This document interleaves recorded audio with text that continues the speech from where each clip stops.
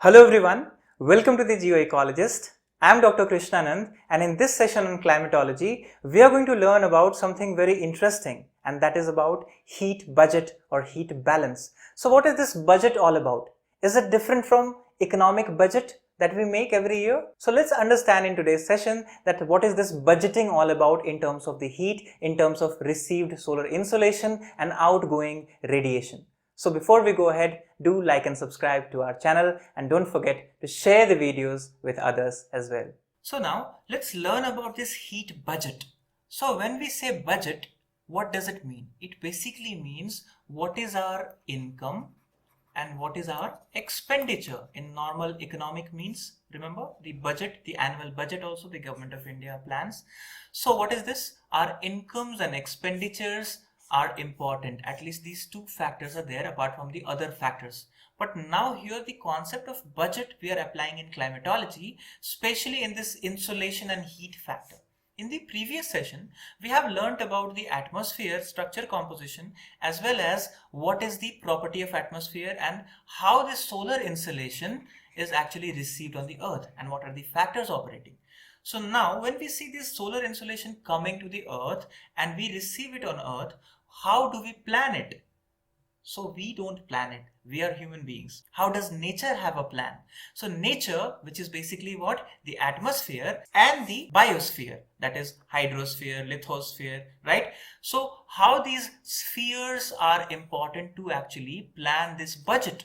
So it will all depend upon the properties of these important spheres on the earth, that how much will be the income, how much will be the expenditure, that is the going out. So now remember, in budget if we have 100 units of energy coming in, so how much will be the expenditure? Obviously it cannot increase, it will be the same amount that goes back. So remember, this is where the income and the expenditure, that is how you make a balance sheet of the insolation. So let's make this balance sheet of the insolation in heat budget and understand that how this solar insolation is actually managed naturally in the form of a budget, which we know as heat budget. So first important thing is, let's understand it in the form of this 100 units of energy that is received. So consider that insolation received at the top of the atmosphere is 100 units. Now let's divide these 100 units in different segments and understand how it is divided and finally how the 100 incoming is actually equivalent to 100 outgoing. So while passing through the atmosphere, what happens? There are these processes we have learned in the previous session: reflection, scattering, absorption. All these processes happen, right? So what happens? Only the remaining part reaches the Earth's surface. So when it passes through the intermediate layer, that is the atmosphere, where this absorption, scattering, reflection happens, so the remaining reaches the earth, right? So earth's surface gets only what is now coming down after these processes operate at the atmosphere level. So roughly what happens? 35 units. Now remember this, out of these 100 units, 35 units are reflected back. So what is left is 65 only, right? So 35 is reflected back from atmosphere, right? Before even reaching the earth's surface. So if you want to learn about the bifurcation of this 35, how is it reflected back? Let's see. 6 units are scattered into space. Okay, so it goes back scattered into space.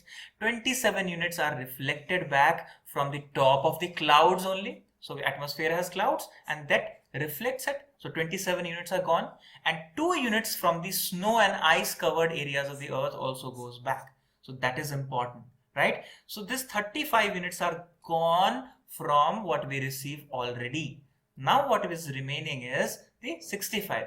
And this reflected amount of radiation is what we know is this albedo. So let's learn about what this albedo is all about. So the albedo is basically what? The portion of this incident radiation or the energy reflected back from the surface of the body. This is where the black body radiation factor was important. In the previous session we learned. So albedo or reflection coefficient, remember these terminologies. Reflection coefficient is also the albedo only, and simply reflectivity. So if it is written reflectivity or it is written albedo or it is reflection coefficient, remember it is talking about the same thing. So albedo is an important concept in climatology, astronomy and environmental management as well, and it plays a major role in the energy balance on the Earth's surface, because this is where the Earth's balance of energy from solar insolation is maintained. So as it defines the rate of this absorption, that is important, that how much is absorbed and how much is reflected back by what surfaces on the Earth. So remember, every surface have a given albedo value, right? So someone has lesser albedo value, someone has greater albedo value. And what is this albedo? It is the amount of the reflection that is there. It means if a body reflects back something, if it reflects 4% or 5% or 1 or 2, what is that number that it reflects? So more reflection value means more albedo value.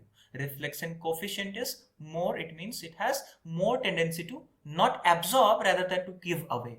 So in heat budget, what is the importance now? You can understand that heat budget is about taking in and giving out. So it will all depend upon this surface property, that what is its albedo property. Is it more of absorption happening here or more of emitting back happens here? So that will all be dependent. Now here you have two tables. You can pause the video and draw this table for yourself. Various kinds of surface types are given and their albedo values are given. So if you look into this table, fresh snow has the highest albedo, then oceanic ice, snow. These are the highest albedo values you see. So ice, green grasses, then you have concrete, then asphalt. Many times question come in the sequence, that which of them is the correct sequence of actually the albedo. So those kind of questions can be practiced from these tables. So pause the video or draw the table to attempt those multiple choice questions where you have the sequence of albedo values given in increasing order or decreasing order, whatsoever the question asks. So now what happens to the remaining 65 units, because 35 are already gone. So out of this 65 units, remember 14 units are absorbed within atmosphere itself. So when it is reflected back 35, the remaining 65 is there, out of which absorption happens now. No reflection, remember, absorption. So absorption happens for 14 units, where in atmosphere, and rest of the 51 units by the Earth's surface. That is important. So Earth radiates back those 51 units now, because what reaches finally the Earth is this 51 units. So it will obviously reflect back this 51 units only. It cannot do more than that, right? So this is what we say is the terrestrial radiation. Now this terrestrial radiation is what we need to learn. So out of this 51 units, what is the bifurcation further? 17 units are radiated back to space directly, right? And what is the remaining out of this 51? If 17 are radiated back, 34 units are left, which are absorbed by the atmosphere while they are going back. So remember, atmosphere is very interesting. While it is taking in, it gets something. While it is giving out, it also gets something. So at both the stages, incoming stage as well as outgoing stage, atmosphere actually absorbs. So that is interesting. Now, out of these 34 units absorbed by atmosphere, 6 are absorbed by the atmosphere directly, 9 are through convection and turbulence, and 19 are through this latent heat of condensation. Now, remember this latent heat of condensation and convection? We are going to gradually learn about these processes as the climatology's videos will be coming in. So, in details, we'll be learning there. But for now, just remember the distribution of these units. So out of this 34, we have 6 which is absorbed directly, 9 which is through convection and turbulence, and 19 through this latent heat. That is where the 34 units are consumed. Now finally, the 48 units are absorbed by the atmosphere if you look into the total, where remember first the 14 units from the insolation and 34 units from the terrestrial radiation. So atmosphere is the greatest absorber. That is important. So remember, 48 units of the solar insolation is single-handedly absorbed by the atmosphere itself, and also the same amount is radiated back. Remember, what will be incoming, that will be outgoing. So that is important. So the total radiation returning from the Earth and the atmosphere respectively is how much? Remember, 48 is now coming from the atmosphere because it absorbs that much, and 17 is going back from the earth into the space, that is there. So 17 plus 48 is how many units? That is 65 units. So now you come back to the same 65 units where you started, right? So this is the entire balance between 65 incoming and 65 outgoing, because remember at the first stage only 35 went back. So out of this 65, this is the bifurcation that we learned.